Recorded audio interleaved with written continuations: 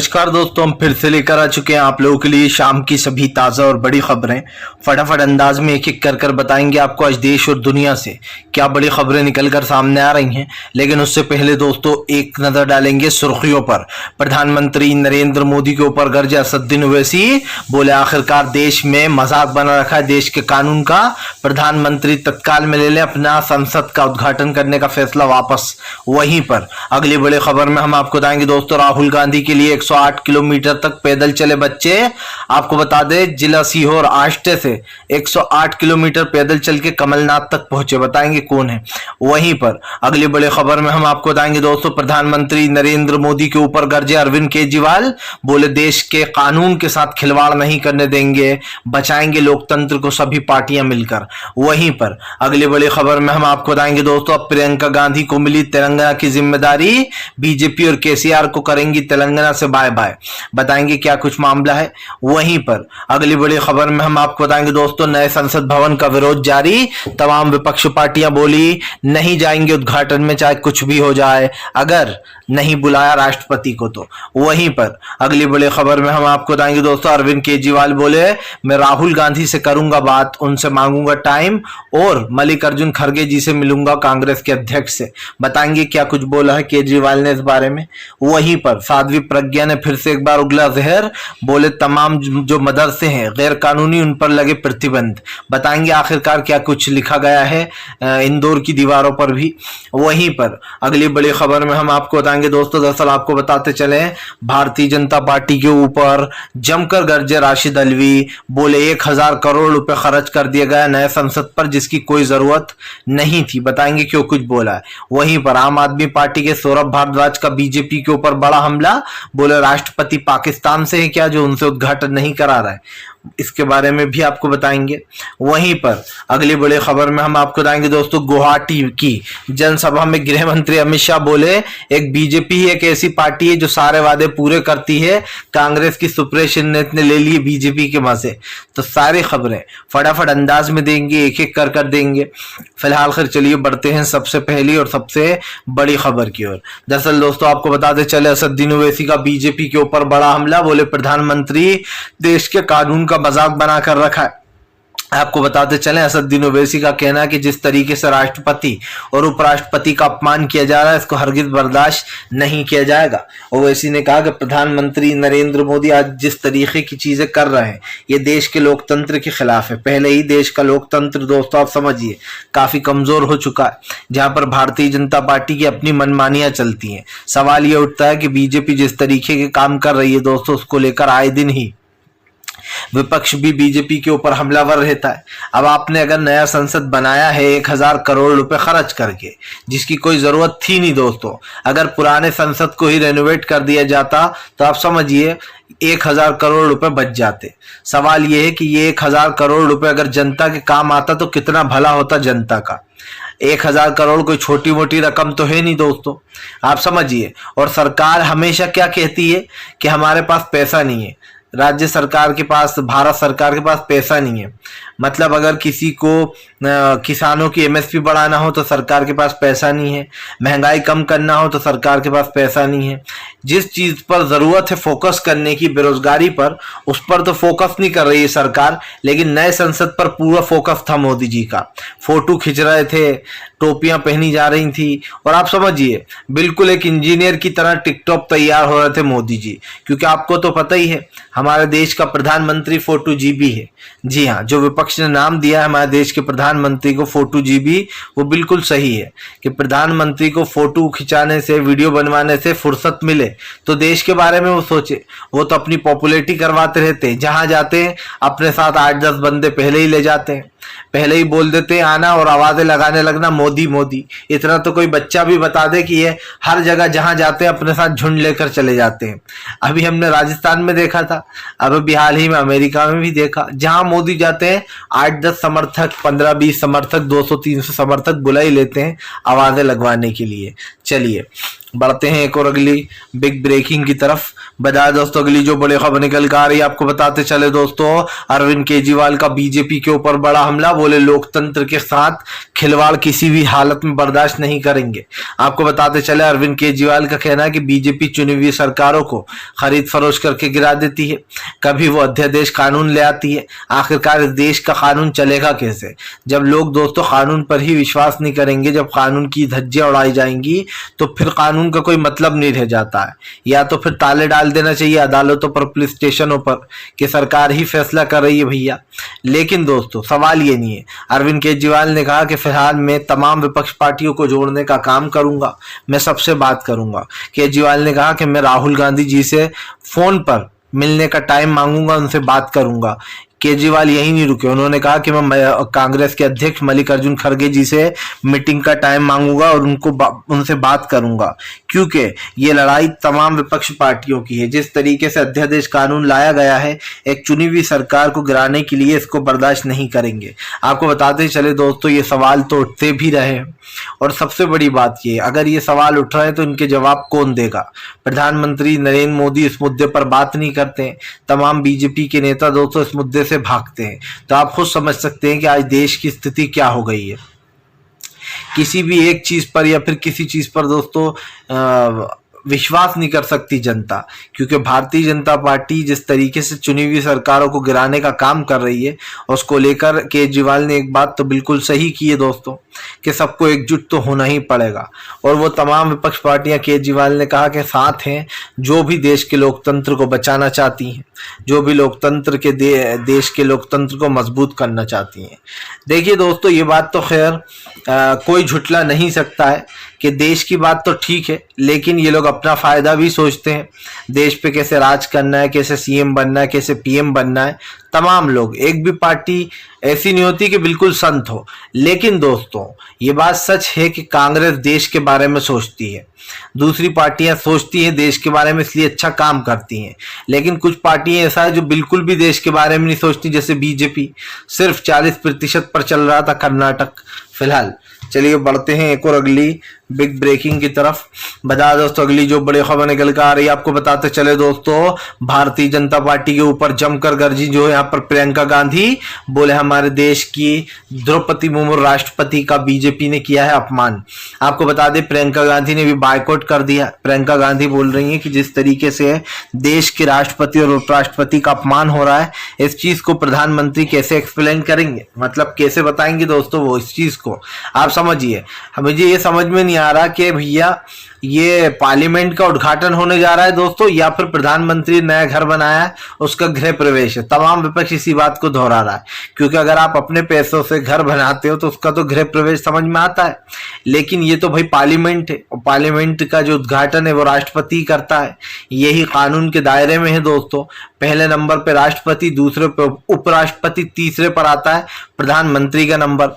लेकिन प्रधानमंत्री नरेंद्र मोदी ने सारी सीमाओं को लांघकर खुद के हाथ में ये लिया है कि मैं करूंगा भैया।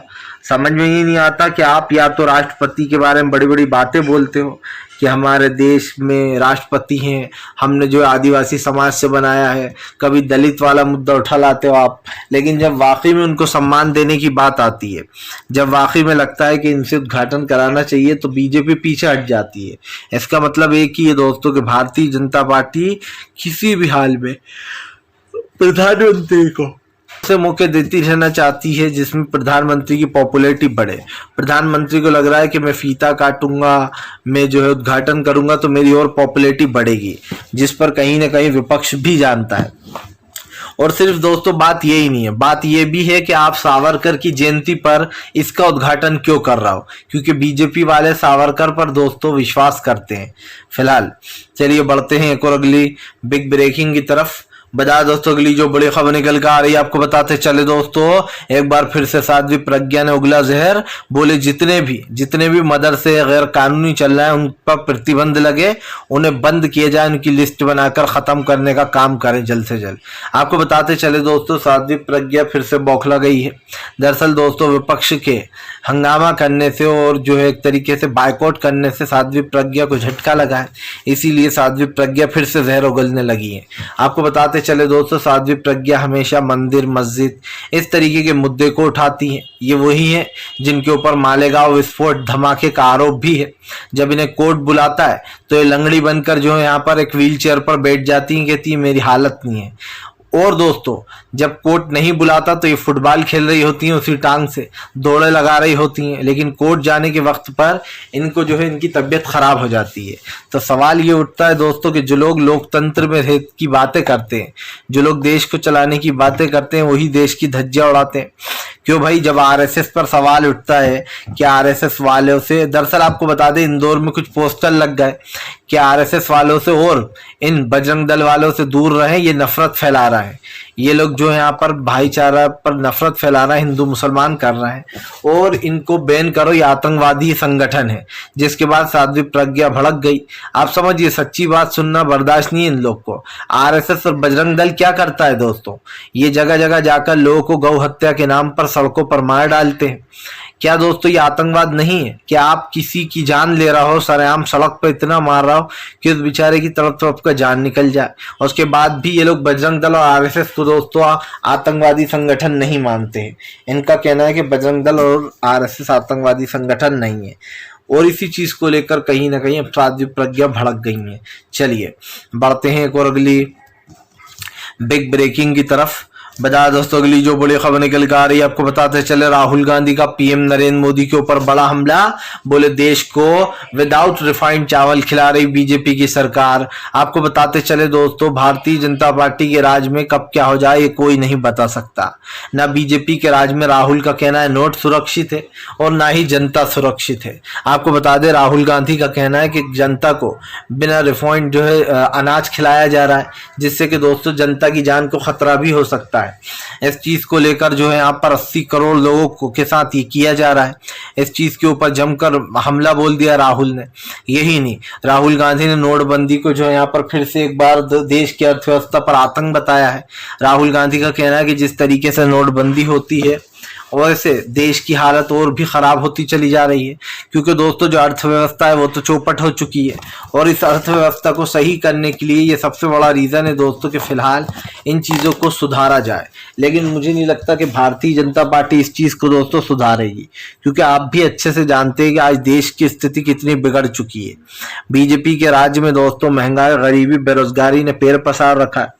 अगर उसके बाद भी बीजेपी कहती है कि सब कुछ चंगा सी या फिर सब कुछ अच्छा सी, तो बीजेपी से झूठी पार्टी कोई सी नहीं है, क्योंकि आप भी जान रहे हैं कि देश की हालत क्या है। देश दोस्तों आप समझिए गरीबी, महंगाई, बेरोजगारी में जी रहा है।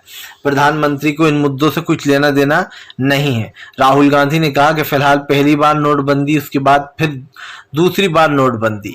जनता चाहे कुछ भी कर ले, खड़े उसी को होना पड़ेगा धूप में। सरकार का कुछ नहीं जाता। लाइनों में खड़े खड़े दोस्तों लोग मर जाते हैं। सरकार ने पिछली बार भी नोटबंदी की, कई लोग आप समझिए बेचारे लाइन में लगे लगे ही मारे गए, लेकिन सरकार के कान पर जू तक नहीं देंगी।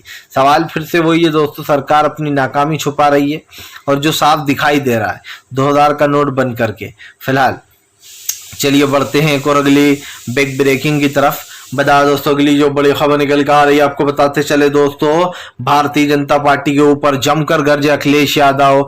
बोले बीजेपी ने देश में मजाक बना रखा है कानून को और देश को चलाने पर।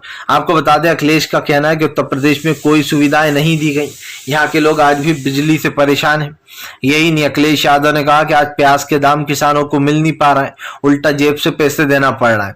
आपको बताते चले दोस्तों, लगातार देश में प्याजों के दाम हो या तमाम किसानों की सब्जियों के दाम, हर चीज के दाम कम होते चले जा रहे हैं।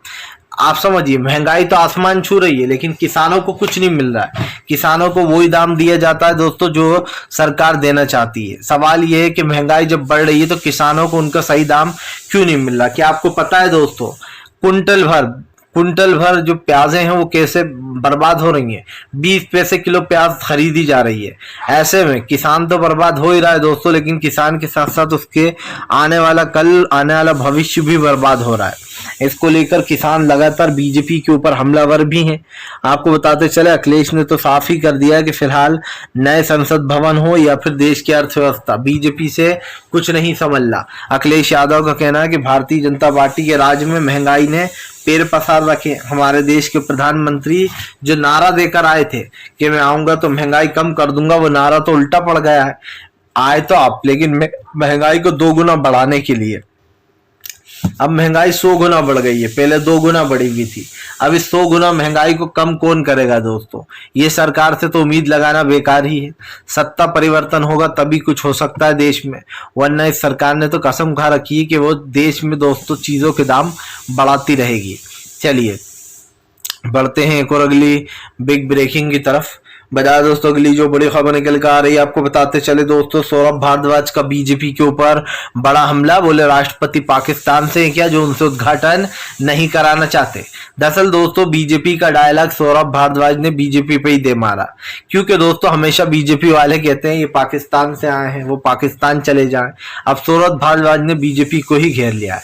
आम आदमी पार्टी के प्रवक्ता स्पोक पर्सन सौरभ भारद्वाज ने बीजेपी के ऊपर हमला बोलते हुए कहा कि आखिरकार द्रौपदी मुर्मू से उद्घाटन क्यों नहीं कराया जा रहा है? क्या द्रौपदी मुर्मू भी पाकिस्तान से आई हुई हैं जो उनसे उद्घाटन नहीं कराया जा रहा? क्योंकि दोस्तों बीजेपी जो साबित करना चाहती है वो दुनिया जानती है। बीजेपी बताना चाहती है हमसे बड़ा हिंदुत्ववादी कोई नहीं है, और ये तमाम लोगों को जो है पाकिस्तान से आया वो बता देते हैं जो लोग बीजेपी के खिलाफ होते हैं। तो अब सौरभ भारद्वाज ने इनसे ही सवाल पूछ लिया कि भैया क्या जो विपक्ष पार्टियां हैं, जो हमारे देश की राष्ट्रपति हैं, क्या वो पाकिस्तान से आई हैं जो उनके हाथ उद्घाटन नहीं हो रहा?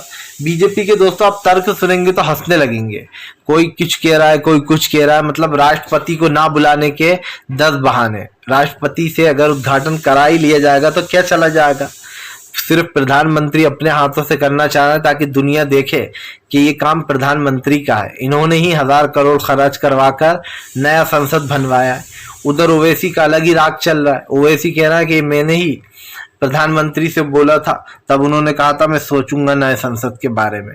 लेकिन सवाल ये नहीं है दोस्तों, सवाल ये है कि आखिरकार जो चीज लोकतंत्र के दायरे में आती है, जो कानून के दायरे में आती है, उस चीज पर आप कभी भी एक्शन नहीं लेते हो। आप हमेशा जो है यहाँ पर अपोजिट चीजें करते हो। विपक्ष चाहता कुछ और है, बीजेपी दोस्तों करती कुछ और है। अब जब बीजेपी ही कुछ और करेगी दोस्तों तो सवाल तो फिर उठेंगे ही। फिलहाल चलिए बढ़ते हैं एक और अगली बिग ब्रेकिंग की तरफ। बता दोस्तों अगली जो बड़ी खबर निकल कर आ रही है, आपको बताते चले दोस्तों, भारतीय जनता पार्टी के ऊपर जमकर गरजे मल्लिकार्जुन खड़गे। बोले देश में अब बीजेपी की नहीं बची जमीन, देश की जनता उखाड़ फेंकेगी। आपको बता दें मल्लिकार्जुन खड़गे का कहना है कि आने वाले समय में कांग्रेस ही अपनी सरकार बनाएगी। 2024 में कांग्रेस की सरकार बनेगी और वो देश के हित में फैसले लेगी। मल्लिकार्जुन खड़गे के बेटे जो है दोस्तों प्रियांक खड़गे, वो सबसे बड़ा धमाका बन गए बीजेपी के लिए, क्योंकि कल मल्लिकार्जुन खड़गे के बेटे प्रियांक खड़गे ने ऐलान कर दिया कि अगर आरएसएस और बजरंग दल आतंक फैलाएगा तो वो ऐसे संगठनों को बैन करेंगे। अगर बीजेपी को अच्छा नहीं लग रहा तो वो पाकिस्तान चली जाए। जिसके बाद दोस्तों अब सियासत तेज हो गई है। जाहिर सी बात है मल्लिकार्जुन खड़गे के जूनियर प्रियांक खड़गे बीजेपी के ऊपर 2 गुना स्पीड से हमलावर हुए हैं। आपको बता दें डीके कैबिनेट में जगह मिली है उन्हें, डीके शिव कुमार के कैबिनेट में है प्रियांक खड़गे। ऐसे में दोस्तों प्रियांक खड़गे को भी समन जारी किया गया था जब उन्होंने मोदी को निकम्मा बता दिया था। तो ये कहना गलत नहीं होगा कि फिलहाल तमाम लोग जितने भी आने वाले समय में बीजेपी के खिलाफ मोर्चा तो खुलेगा। अब इस देश में दोस्तों ऐसे सरकारें चलने वाली नहीं है, क्योंकि एक इधर है एक उधर है और ये समझ में नहीं आ रहा कि क्या हो रहा है। चलिए बढ़ते हैं एक और अगली बिग ब्रेकिंग की तरफ। बता दोस्तों अगली जो बड़ी खबर निकल कर आ रही है, आपको बताते चले दोस्तों, राहुल गांधी की भारत जोड़ो यात्रा से प्रेरित हुए बच्चे, जी हाँ, जिला सीहोर से आष्टे से चलकर दोस्तों 4 बच्चे कमलनाथ से मिलने के लिए मध्य प्रदेश पहुंचे। राहुल गांधी की तरह ही इन बच्चों ने बीच में लोगों से बात भी की। ये बच्चे सुबह 11 बजे तक चलते थे, फिर विश्राम करते थे और 4 बजे फिर चलना शुरू कर देते थे। आपको बता दें आष्टे से भोपाल 108 किलोमीटर दूर है। ऐसे में दोस्तों अब आष्टे से 108 किलोमीटर ये 4 बच्चे पैदल चल के आए और कमलनाथ के बंगले पर पहुंचे, उनको अपनी गुल्लक भी सौंपी। ऐसे में माना जा रहा है कि आने वाले समय में दोस्तों कांग्रेस को बूस्ट मिल रहा है यहाँ से, और मध्य प्रदेश में भी अब कांग्रेस की सरकार आती हुई दिखाई दे रही है। फिलहाल दोस्तों, अगर आपको हमारा वीडियो अच्छा लगता है तो इसको लाइक कीजिएगा, चैनल पर पहली बार आए सब्सक्राइब कीजिए और ज्यादा से ज्यादा वीडियो को शेयर भी करिए।